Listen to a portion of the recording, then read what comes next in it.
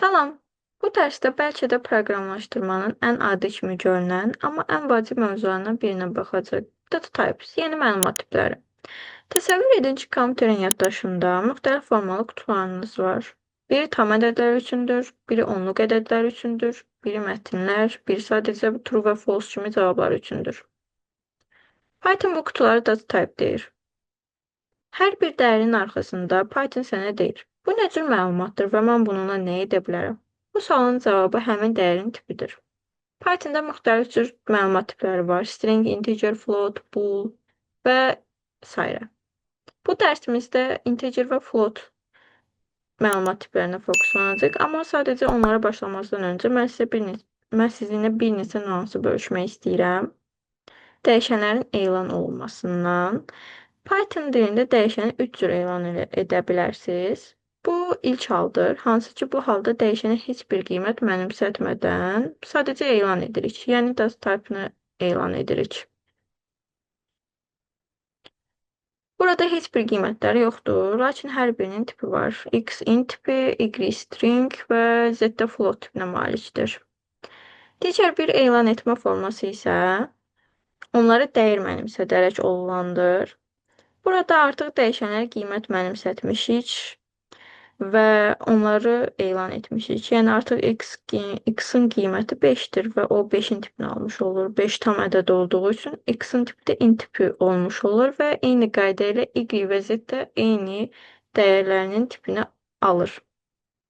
Üçüncü halda isə dəyişənin nə tipi olur, nə də qiyməti. Sadəcə boş bir qutu kimi baxırıq. Belə təsəvvür edin.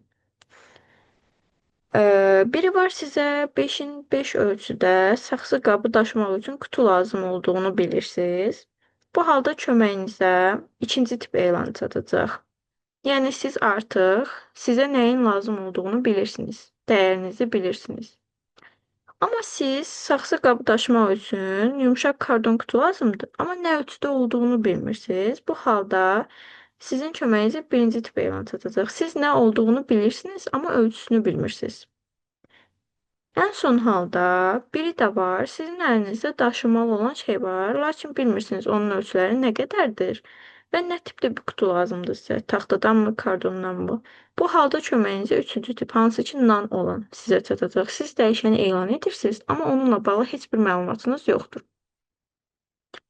Və daha əvvəl də dediyimiz kimi Python bütün kodları yuxarıdan aşağıya doğru icra etdiyi üçün burada x-in sonuncu dəyəri, yəni type-ı nan olacaq. Yəni gördüyünüz kimi. Bu halda dəyişənin nə tipi var, nə də qiymət. Yəni ona qutu kimi baxa bilərsiniz. Daha sonra istədiyiniz qiyməti mənimsədib istifadə edə bilərsiniz. Bu halda dəyişənin tipi non type-dır. Və unutmayın ki, siz bu dəyişəni daha sonra istifadə etsəniz, yuxarıdan aşağı oxuma prinsipinə əsasən x dəyişən tipi ona mənimsətdiyimiz qiymətin tipini almış olacaq. Ən son mənimsətdiyimiz tipi almış olur. İndi isə integer data type-na baxaq. Ən çox istifadə etdiyimiz məlumat növlərindən biridir, yəni tam ədəddir. Bunlar vergül, ondalıq hissəsi olmayan bütün ədədlər daxildir, hansı ki mənfi və müsbət. Və type funksiyasını istifadə edərək biz onların hər birinin data type-na baxa bilərik. Burada gördüyünüz kimi integer data type-dadır. Və əgər siz Python-a desəz ki, bu adamın yaşı 18-dir, o avtomatik anlayacaq ki, bu int tipidir. Yəni burada biz ikinci üsuldan istifadə etdik. Data type qeyd etmədik, sadəcə dəyər mənimsətdik. Digər bir data type isə float data type-dır.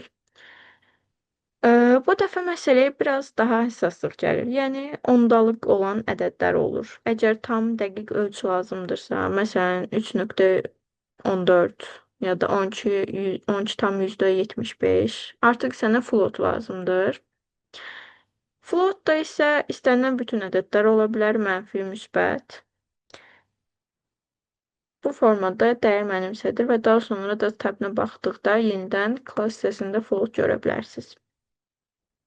Python bunu görüb düşünür ki, aha, bu tam deyil, nöqtəsi var, bu floatdur. Yəni burada da artıq biz data type mənimsətməmişik, sadəcə dəyər mənimsətmişik və Python avtomatik olaraq onun hansı data type olduğunu özü tapır. Integer və float tipləri bir-birinə çox bənzəyir, amma əslində bir-birindən tamamilə fərqlidir. Yəni burada gördüyünüz kimi biz iki dəyər vermişik A və B-yə. Biri 10, biri 10.0.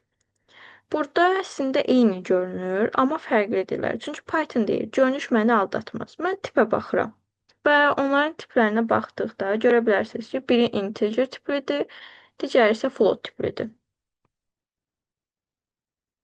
Yəni biri 10 manat, biri 10 manat 0 qəpik kimi başa düşülür. Sonda fərq olsa da, tip baxımından fərqli qutularda saxlanırlar. İndi isə daha sadə və real həyat nümunəsinə keçək. Deyək ki, bir tələbənin qiymətlərini toplamaq istəyirsən. Sənin burada iki qiymətin var. Biri integer tiplidir, biri float tiplidir. Python görür ki, biri int, biri floatdur və nəticədə ən geniş tipdə, yəni float olaraq verir sonda. Əgər birində nöqtə varsa, nəticənin də nöqtəli olmalıdır. Və run etdikdə görə bilərik ki, cəmi 22.5 eləyir və class olaraq da float verir. Bu dərsdə Pythonda da hər dəyərin tipi olduğunu, integer və float data tiplərini öyrəndik. Növbəti dərslərdə isə digər data type'lara baxacaq.